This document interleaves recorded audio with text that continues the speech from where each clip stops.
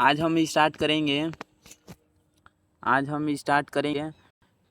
ये क्लास 10 का ये जियोग्राफी है। क्या है? जियोग्राफी। क्लास 10 का ये जियोग्राफी है। तो चैप्टर 1 सामाजिक विज्ञान का ये भूगोल है। भूगोल है जियोग्राफी क्लास 10 का। तो चैप्टर 1 है। स्टार्ट करते हैं इसको। पहले इस बुक को पढ़ लेना, इस चैप्टर को पहले पढ़ लेना, उसके बाद आकर इस वीडियो को देखना, उसके बाद ये कवर करना। पहले बुक पढ़ लेना, उसके बाद ही इस वीडियो को देखना, तभी ये क्लियर होगा।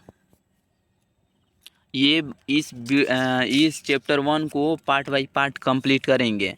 इसको ये शायद बन सकता है 4-5 वीडियो बन सकता है पार्ट बाय पार्ट।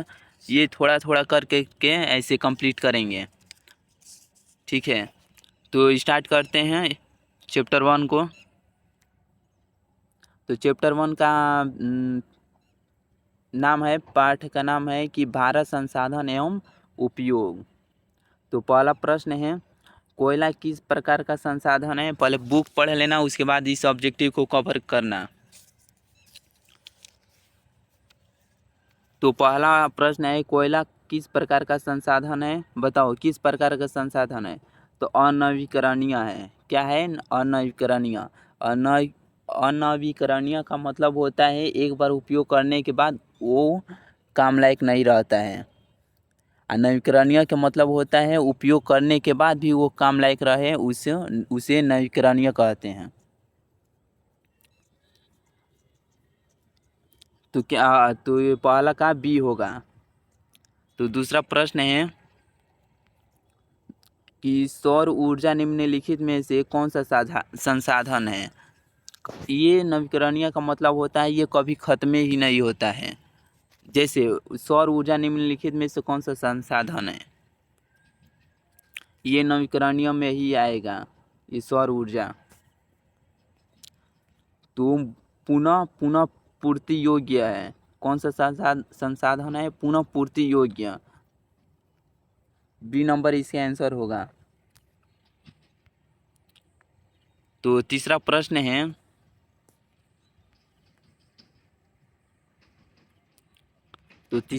है, कि तट रेखा से कितने किलोमीटर क्षेत्र की सीमा अपवर्जक आर्थिक क्षेत्र कहलाते हैं?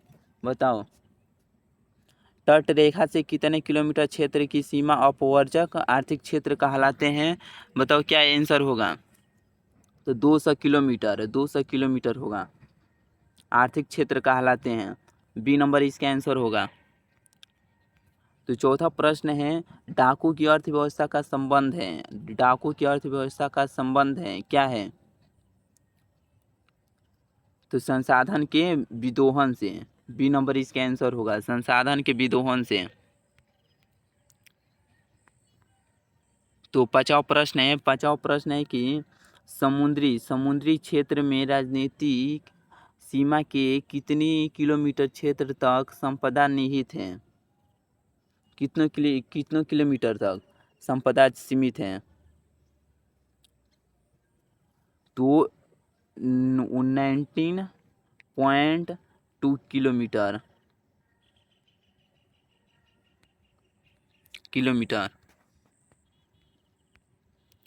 डी नंबर इसका आंसर होगा, पांचवा का ये डी होगा। 6वां नंबर प्रश्न है, पेट्रोलियम किस प्रकार का संसाधन है?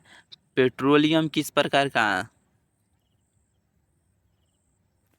तो ए होगा, अनवीकरणीय। बोले थे ना, पेट्रोल एक बार यूज करने के बाद अब वो काम लायक वो रहेगा नहीं। पेट्रोल यूज एक बार किया जाता है, उसके बाद दोबारा नहीं कर पाओगे।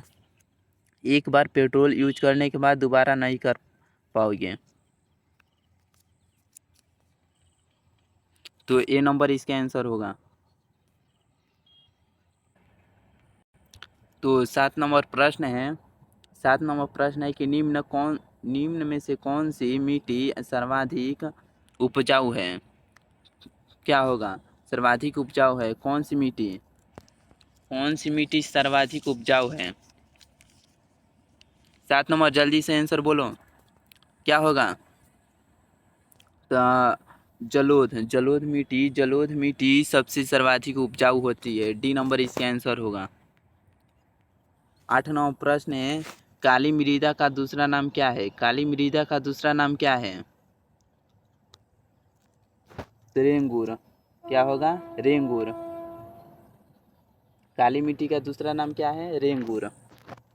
बी नंबर इसका आंसर होगा। 9 नंबर प्रश्न है कि मरुस्थलीय मृदा का विस्तार निम्न में से कहाँ है? मरुस्थलीय मृदा का विस्तार निम्न में से कहाँ है? तो राजस्थान में है। कहाँ है? राजस्थान में। बी नंबर इसका आंसर होगा। तो 10वां नंबर प्रश्न है कि सोपानी कृषि किस राज्य में प्रचलित है? सोपानी कृषि किस राज्य में प्रचलित है? सोपानी कृषि बताओ। 10 नंबर का क्या होगा? तो उत्तराखंड में सोपानी कृषि प्रचलित है। बी नंबर इसका आंसर होगा। तो 11 नंबर प्रश्न है कि पंजाब में भूमि निम्नीकरण का मुख्य कारण है। पंजाब में भूमि निम्नीकरण का मुख्य कारण है क्या है? तो अधिक सिंचाई है। क्या है? अधिक सिंचाई। सी नंबर इसका आंसर होगा। क्या होगा? 11 का सी होगा। तो 12 नंबर प्रश्न है कि कौन सी मिट्टी कपास की खेती के लिए सर्वोत्तम मानी जाती है? कौन सी मिट्टी कपास के लिए? 12 नंबर का आंसर क्या होगा? तो काली मिट्टी कपास के लिए सर्वोत्तम मानी जाती है। सी नंबर इसका आंसर होगा। तो 13 नंबर प्रश्न है कि भारत में लगभग कितने करोड़ हेक्टेयर भूमि का क्षरण हो चुका है? कितने करोड़ हेक्टेयर भूमि का क्षरण हो चुका है भारत में? 13 नंबर प्रश्न है, जल्दी से आंसर बोलो। तो 13 करोड़ हेक्टेयर। कितना? 13 करोड़ हेक्टेयर। सी नंबर इसका आंसर होगा। तो 14 नंबर प्रश्न है कि मेढक का प्रजनन को नष्ट करने वाला रसायन कौन सा है? मेढक को कौन सा प्रजनन को नष्ट करने वाला रसायन कौन सा है? कौन सा रसायन है? 14 नंबर है प्रश्न। तो एड्रीन। कौन सा?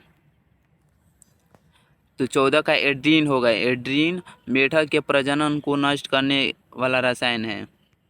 तो 15 नंबर प्रश्न है कि देश के बांधों को किसने भारत का मंदिर कहा है? बांधों को किसने भारत का मंदिर कहा था? किसने कहा था? तो 15 का क्या होगा? तो पंडित नेहरू ने कहा था कि देश के बांधों को किस भारत का मंदिर कहा? देश के बांधों को भारत का मंदिर कहा। तो 16 नंबर प्रश्न है, 16 नंबर कि कुल जल का कितना प्रतिशत भाग महासागरों में निहित है? कुल जल का। तो कुल जल का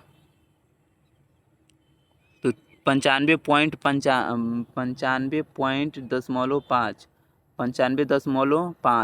प्रतिशत भाग महासागरों में निहित है।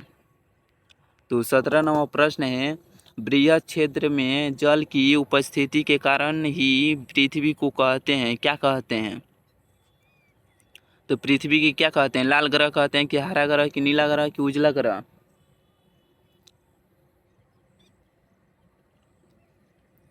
तो नीला ग्रह कहते हैं। क्या कहते हैं? नीला ग्रह।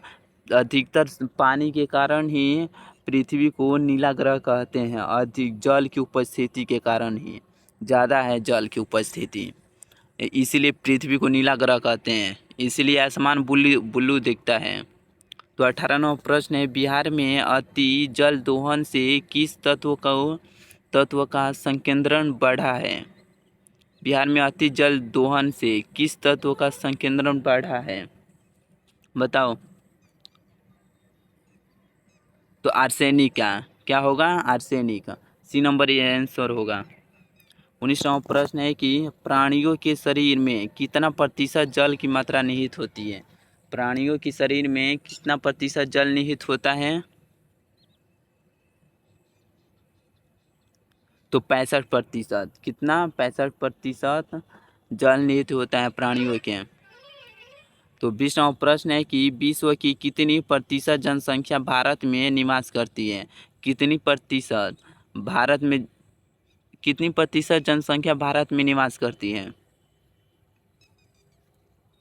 तो 16%। कितना? 16% भारत में निवास करती है। तो इसी के साथ वीडियो को एंड करते हैं, इतना ही ऑब्जेक्टिव करते हैं इस वीडियो में। अभी इसके आगे करेंगे पार्ट 2 वीडियो में कंप्लीट करेंगे इसके आगे। पहले पढ़ते चलना थोड़ा 2-3-4 पेज पढ़ना, उसके बाद इस 20 ऑब्जेक्टिव को कंप्लीट करना।